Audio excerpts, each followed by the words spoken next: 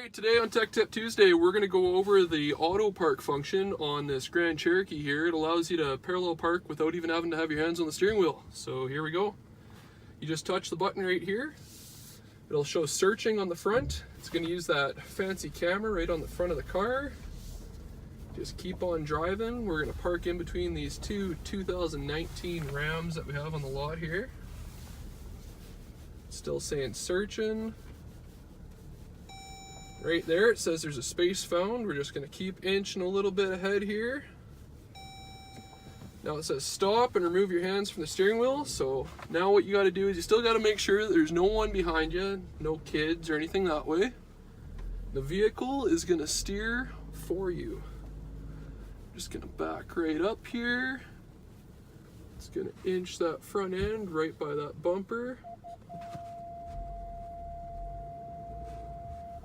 That's just our park sensors.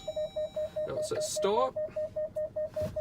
We're gonna go forward here. It'll straighten me out now. Just inch forward. Now it says stop. We're just gonna get the rest of it straightened out.